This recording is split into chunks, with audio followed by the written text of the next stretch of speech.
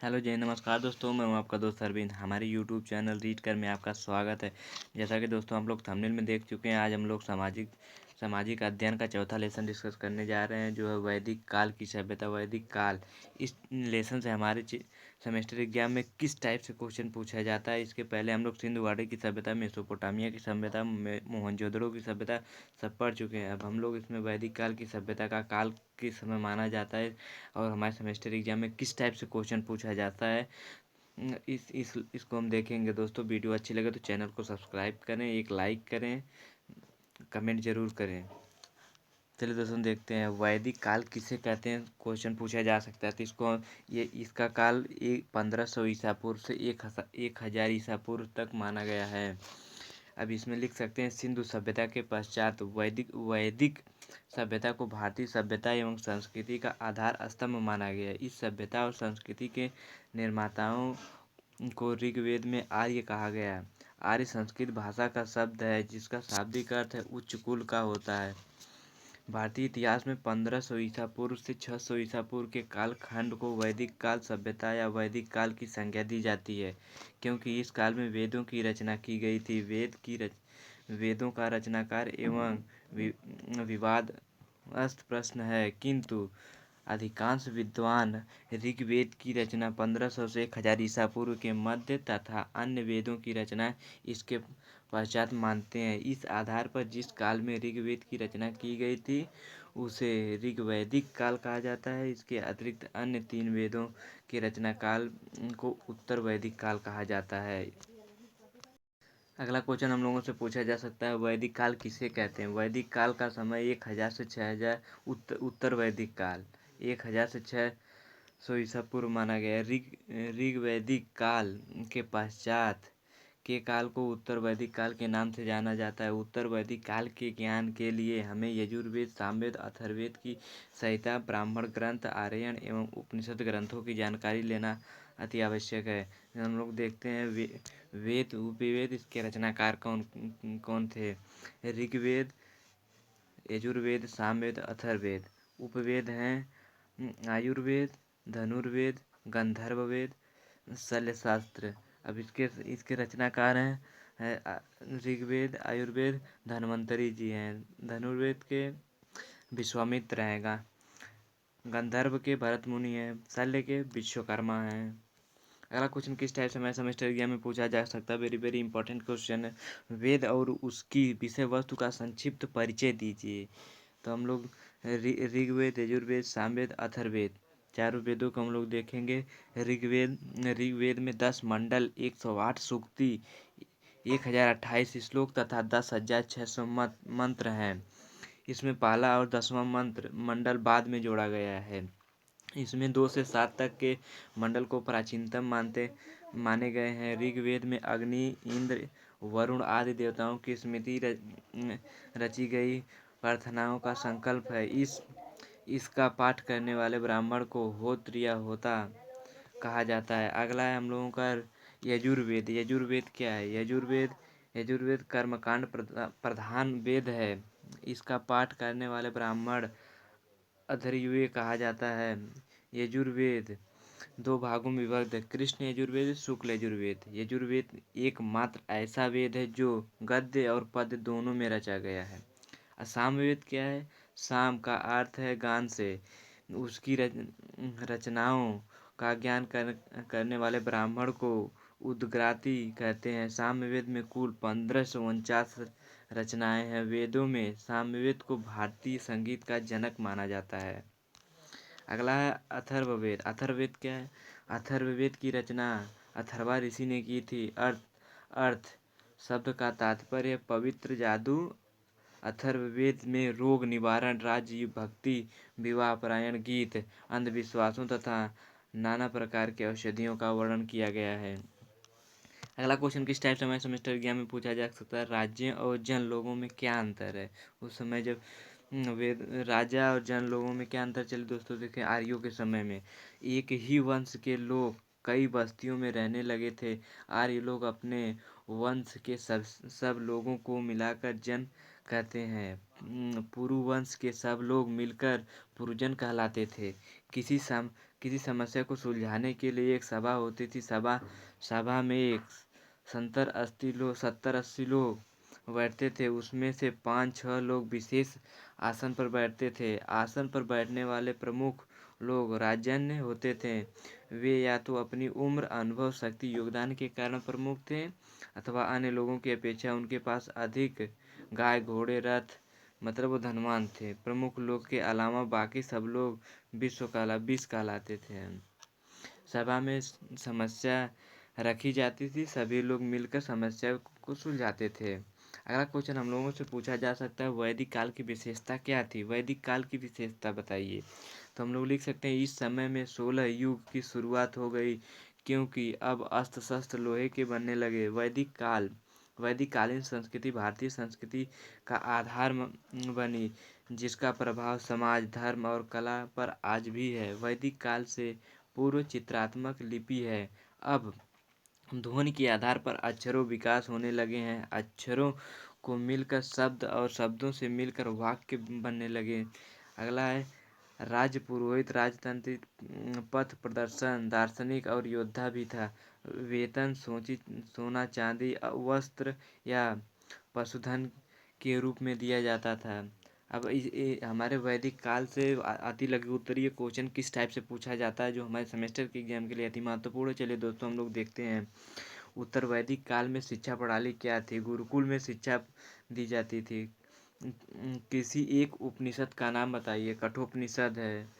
वैदिक कालीन किसी एक राजनीति संस्था का नाम बताइए। सभा।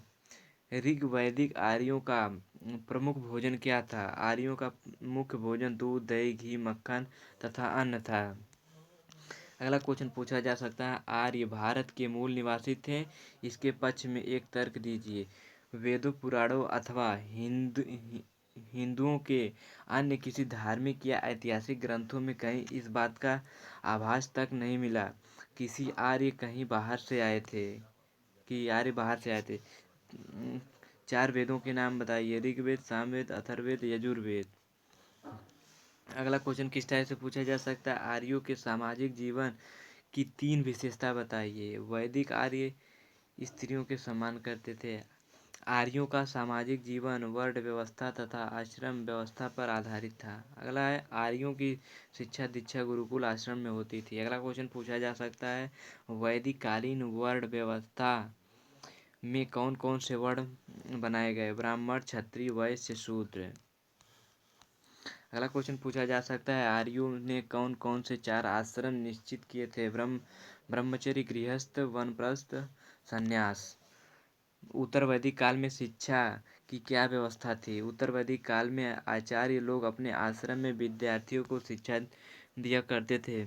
सप्त सैंधव के अंतर्गत आने वाली नदियों के नाम बताइए। ऋग्वेद में जिन सप्त सैंधव 7 नदियों का उल्लेख कीजिए, जैसे सिंधु, विस्ता, झेलम नदी जिसको इस समय कहते हैं हम लोग, आशिकनी, चिनवा नदी, परुसी, रावी, ब्यास, सतलज, सरस्वती नदी। अगला क्वेश्चन पूछा जा सकता है जो हमारे सेमेस्टर एग्जाम के लिए अति महत्वपूर्ण है। जैसे देखते हैं, ऋग्वेद के अधिकांश मंत्रों में किस देवता का वर्णन किया गया है? अग्नि देवता, मित्र, इंद्र, वरुण आदि देवताओं की स्मृति रची गई प्रार्थनाओं का संकल्प है। अगला क्वेश्चन पूछा जा सकता है, सैंधवकालीन मुहरों का हमें क्या जानकारी देती है? विभिन्न धातुओं से निर्मित मुहरों पर अंकित सांड, भैंस, बाघ तथा गैंडे के चित्र इस काल के घोतक और सिंधवंशी कुशल कारीगर थे। अगला है हम लोगों का चैप्टर महाजनपद काल। हमारे पूरे आर्यवर्त में कितने महाजनपद काल थे?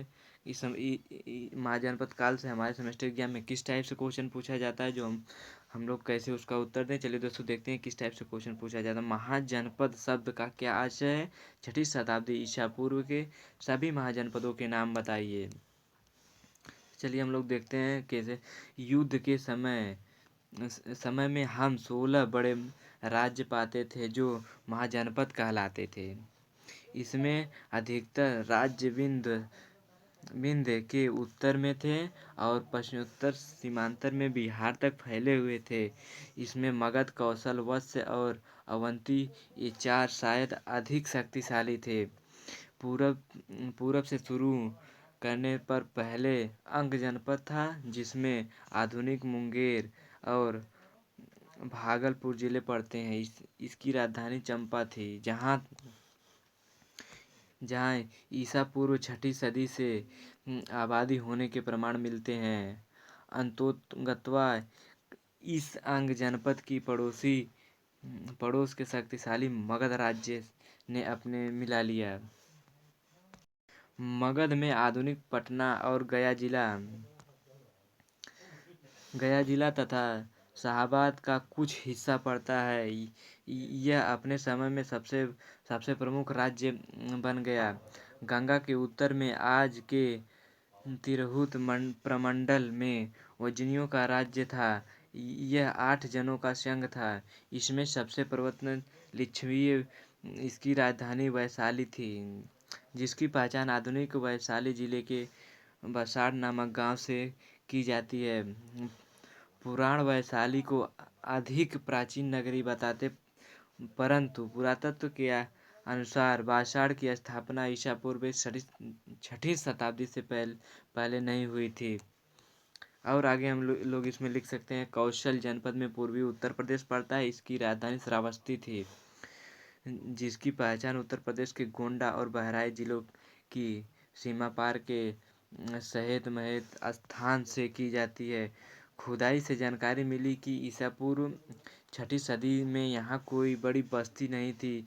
कौशल में एक महत्वपूर्ण नगरी अयोध्या थी, जिसका संबंध राम कथा से जोड़ा जाता है, परंतु उत्खनन से पता चला है कि ईसा पूर्व 6ठी शताब्दी में यहाँ कोई बस्ती नहीं थी।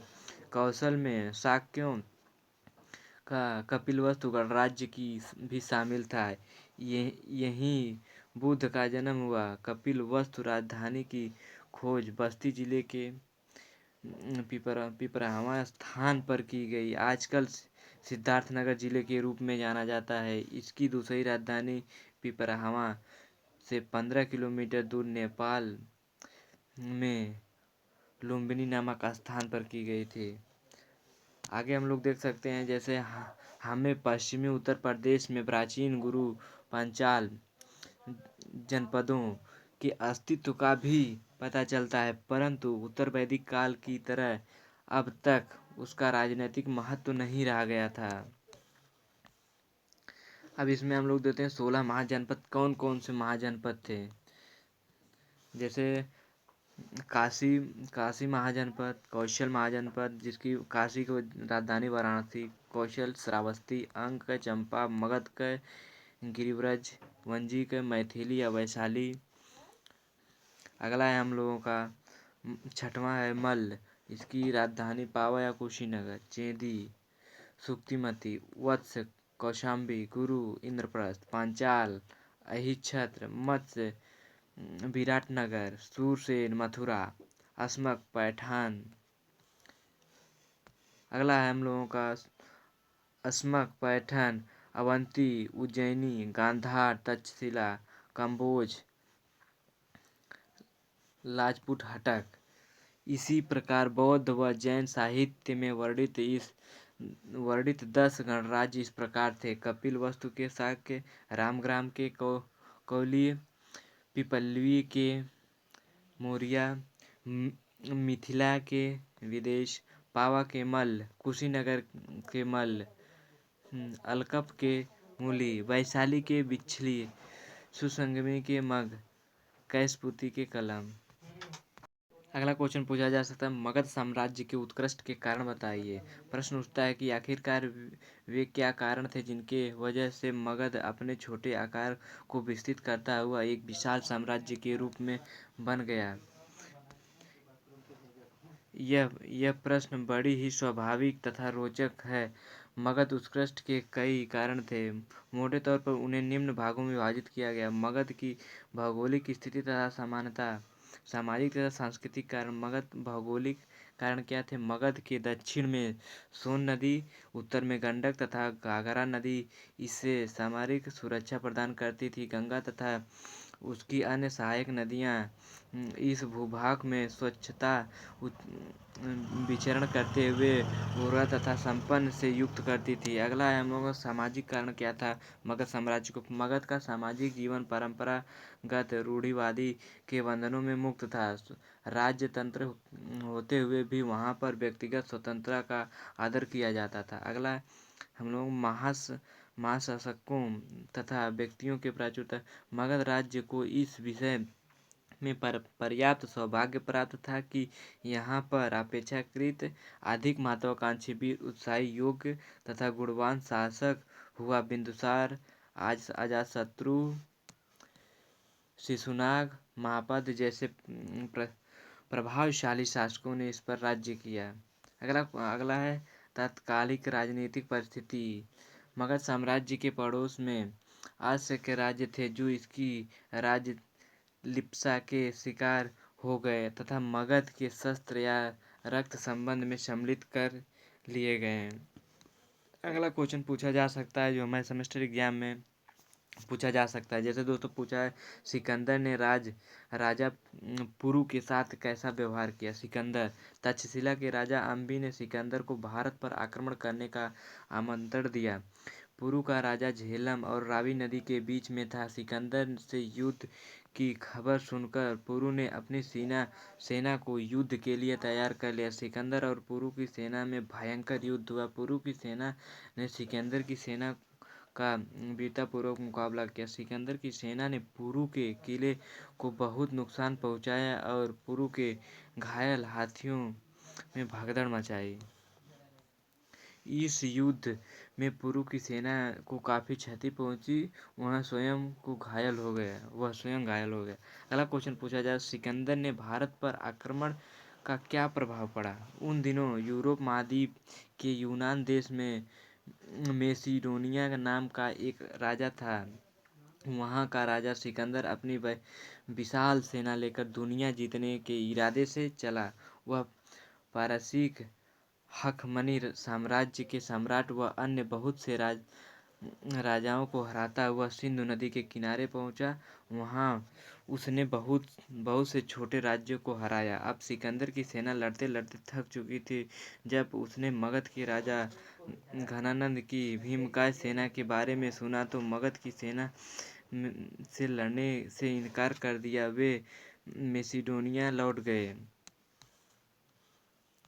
सिकंदर के आक्रमण का प्रभाव क्या था। सिकंदर ने भारत पर 326 ईसा पूर्व में आक्रमण किया। सिकंदर के भारतीय आक्रमण के विवरण में भारतीय इतिहास की तिथि निर्धारण की सहायता मिलती है। सिकंदर के आक्रमण ने भारत के द्वारा यूनानी संपर्क और प्रभाव लिखे दिए थे। इस घटना के बाद विदेशों से घनिष्ठ व्यापार और सांस्कृतिक संबंध स्थापित हुए। अगला है भारतीय सिक्कों पर यूनानी सिक्कों की निर्माण शैली का प्रभाव दिखाई देता है। हम लोगों से इस टाइप पर महाजनपद काल से किस टाइप से अति लघु उत्तरीय क्वेश्चन पूछा जा सकता है जो हमारे सेमेस्टर एग्जाम के लिए अति महत्वपूर्ण। जैसे पूछा जा सकता है महाजनपद काल के इतिहास की जानकारी के 2 साधन लिखिए। वैद्य साहित्य, जैन साहित्य। मगध की राजधानी का नाम बताइए। मगध की राजधानी विराटनगर आधुनिक जयपुर में वैराट थी। अगला क्वेश्चन पूछा जा सकता है उदयन कहाँ का शासक था। उदयन वत्स का शासक था। प्रसेनजीत कहाँ का शासक था। प्रसेनजीत कौशल का सम्राट था। पूछा जा सकता है 16 महाजनपद कालों में से सबसे महत्वपूर्ण 4 महाजनपद का नाम बताइए। तो हम लोग लिख सकते हैं काशी, मगध, गांधार, कौशल। ये 4 प्रमुख 16 महाजनपद काल में से महाजनपद काल थे। चलो दोस्तों वीडियो समाप्त करते हैं। अगला लेसन हम लोग अगले वीडियो में डिस्कस करेंगे। दोस्तों वीडियो अच्छी लगे तो शेयर करें, चैनल को सब्सक्राइब करें, लाइक करें, कमेंट करें। धन्यवाद दोस्तों।